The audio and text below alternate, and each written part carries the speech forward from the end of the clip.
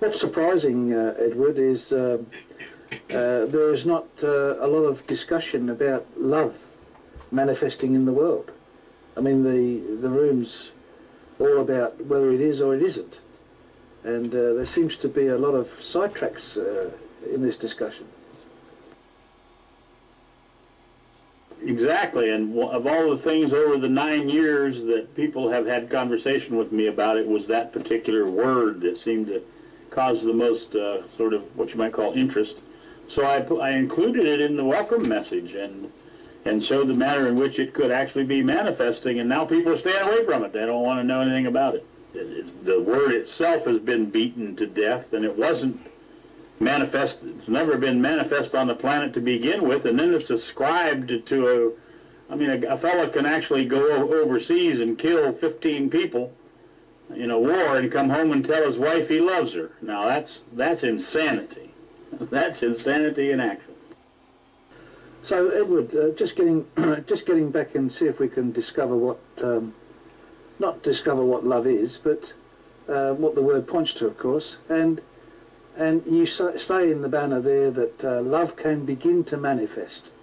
So, in using the word love can begin to be manifest, that there is an assumption then that what these words are pointing to already exists. For it to be begin to be manifested, it means it must be already there, just waiting to be manifest. Which to me, manifest is made physical.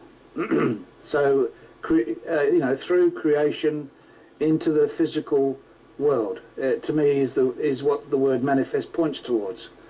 So if that is the case, does not love exist unmanifest? No, not in the physical, not in this consciousness. And if it's implied that it is beginning to manifest, then if you listen to that word and stop, if you listen to beginning and then stop, what does it imply, Fred? What's the implication? Well, the implication is that we're on the cusp. I mean, the statement suggests that it's about to be manifested. But the discovery of this manifestation implies, does it not, that it is unmanifest at the present, well, there's no such thing as time, but has always been unmanifest. So love, the word love, what the word love points to, has always been unmanifest. Is that correct? Yes. And if it's beginning to manifest, it would mean start. It would mean not having been before, and birthing pains, yes. But she's a little ahead of herself when she's saying birthing pains. It has to be that thing that happens before the birthing can happen. So there has to be that impregnation. There has to be that beginning. And in the beginning, yeah, the fun part, the beginning means to say the creation. And so, Fred, what would be the first action then, since you started this? We'll carry it a little farther, if you will. What would be the first action in the physical of the manifestation of love? What would it have to manifest through first? Well, I'd say I don't know, because as far as I can see, for it to manifest, there has to be something there which is called love to be manifest in the first place. So there has to be a vehicle, which I call consciousness, and so as I see it, love is manifest through consciousness into the manifested world. So everything is there as far as I can see already. It has never not been there as far as I can see. Okay. And what is the vehicle? That's what I'm looking for. Judith's got human vehicle, but there's another vehicle that needs to be, that is the action of creation. And it is actually an action. Anybody let's just keep pressing this question and see what happens. Hello, Mike. Welcome back.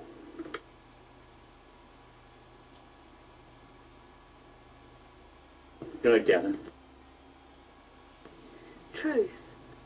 Speaking truth. In the moment as it's happening. But wait, did you see how fast you ran, Catherine? What did you say? Stop with your first word if you can pull that first word back. Truth. That's your second word. God, it's a Mensa taste. I failed. Nuthead. But you see how fast the mind works? Fred's mind was even working faster. Speaking. Speaking is the beginning. Speaking is the beginning. Speaking begins it. Speaking is the action of creation as long as it's not repeating. That's what causes me to keep talking about the repetition, Because if we can get rid of the repetition, then we can actually create. Go ahead, Fred. Yes. It is a paradox in some ways, that there has to be the capability of speech, which is physical, which is the result of a physical manifestation, for the unmanifest to be made manifest. So it's almost like working backwards, as it were, in some ways. The action the action of the creative act of speaking the truth that already resides, that essentially you could say is the creative principle unmanifest within, manifests through consciousness and is made the word. So you become that which the word points to. You actually become the word. And I see that as the transformation that you speak about, Edward, and the core really of what you're saying. Yes, and yet, if you ever heard Krishnamurti speak, he spoke quite often about the negation. You see, in order to manifest that which is love, we would have to negate that which we think is love.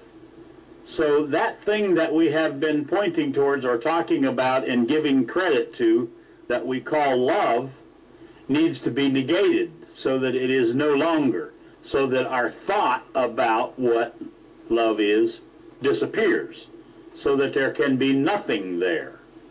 And if there's nothing there, and the speech comes from the nothing, then there was no thought before the speaking. So the action of speaking that has no thought preceding it is the action of creation. And nothing, you cannot create the new Cheerios. You cannot have love on planet Earth that we have been calling it, and then create love on planet Earth, because the two things cannot occupy the same space at the same time. So the concept or thought about what love is cannot occupy the space of love, because there's no space for love. It's pretty simple, by the way.